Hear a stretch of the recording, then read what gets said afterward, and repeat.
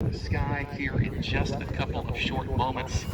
We were telling you a bit about that aerobatic box, and we're about to work in that of Mike Trymison in the Grumman Airshow-Cat.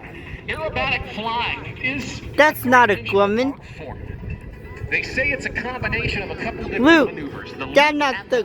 that's not a Grumman. That's Wingwalker Sam. As Mike Trymison is cleared inbound now.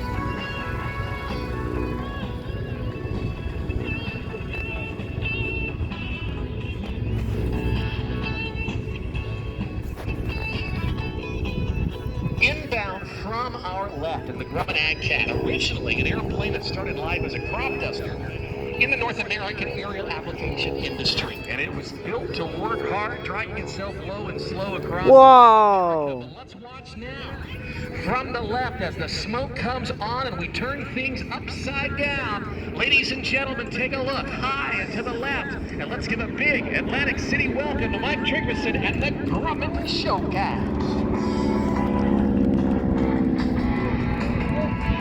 Fine.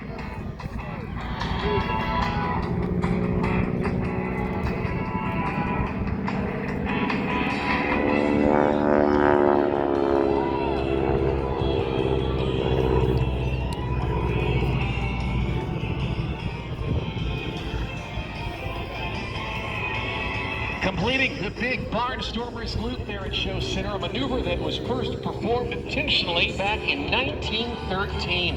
Mike Trymison, a very accomplished air show pilot. He joins us from Ontario, Canada, flying this Wow. built back in the 1950s. It has been outfitted for air show flying. Big engine on board as well. The Pratt & Whitney R985 radial engine that produces about 450 combined horsepower. We're going to watch him now to our left. Mike, a guy who has several thousand hours of flying time and a great deal of different types of airplanes. He's even an air racer as well, one of the newest pilots for the Air Race X Championships that happen across the country and across the world now each and every year. In his right hand, the control stick. In his left hand, the throttle, and down by his feet, he has his rudder pedals working the ailerons for roll, the elevator for pitch, and the rudder for yaw to work this airplane three-dimensionally out in front of us. He'll continue to climb in front, laying down a great deal of smoke. How about a very nice round of applause, everybody, for Mike Trymison and the Airshow-Cat.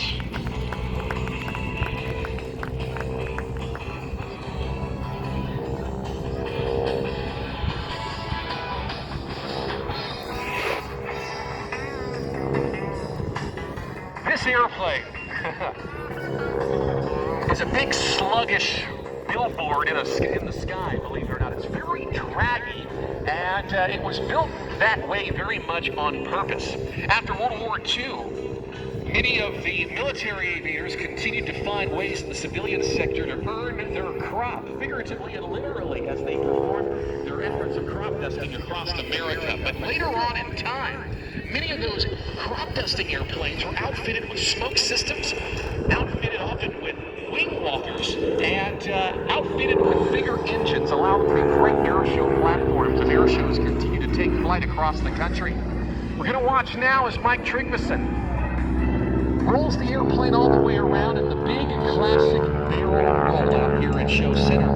As we stand here on Earth, we are at 1G or 1 times the force of gravity, but as Mike goes through many of these turns and many of these pulls, he will accelerate that force of gravity in this airplane upwards to just about maybe 4 Gs or 4 times the force of gravity. Not too bad if you're a 200-pound person. You can weigh about 800 pounds in that cockpit. But in the case of higher performer aerobatic displays in airplanes like the Extra 300 or the Wolf Pitts Pro that we'll get a chance to see later on, those airplanes stretched for perhaps some 9 Gs. And if you were a 200-pound person like me, you'd then weigh 1,800 pounds in that cockpit.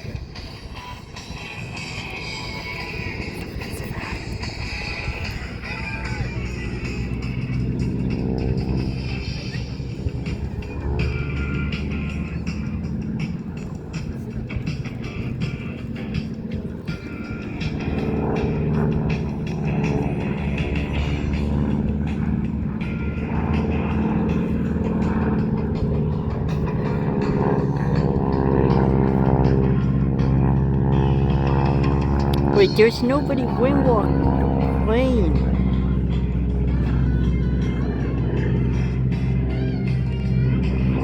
Now you may have noticed this airplane has got a very kind of low growling sound to it, and it's made possible by what is known as a radial engine. Back during the 1930s, the 40s, and the 50s, many aircraft were outfitted with these radial engine platforms as far as power plants go.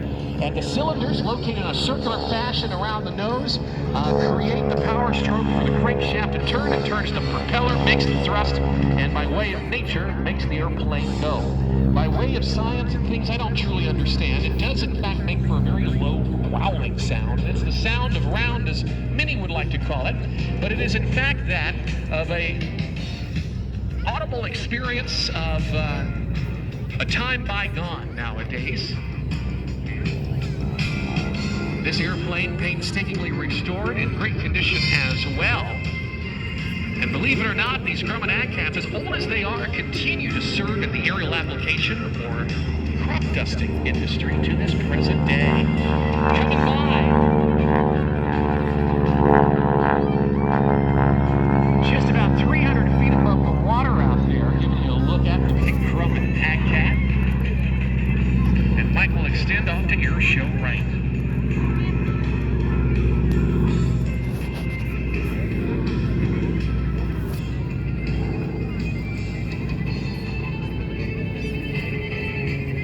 Mike, during his day job, as he likes to joke, as an airline pilot, he's a mechanical engineer and has actually designed equipment aboard the International Space Station. He's even helped build rockets that have reached orbit. He shares a great deep of curiosity and appreciation for math and science, along with his wife Sam, and they work together to bring you this display today.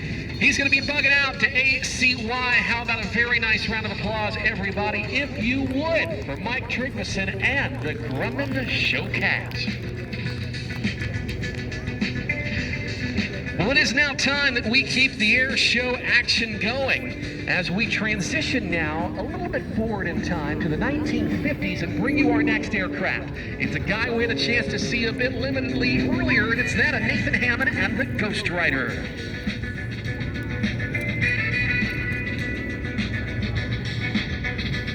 As a Skyrider, daytime airshow performer, and a nighttime aerial display pilot as well, Nathan Hammond is the 2023 recipient of the Billboard Showmanship, and he's flying this, the de Havilland super chip known as the Ghost Rider. It was initially built back in the 1950s as a trainer for the Royal Canadian Air Force.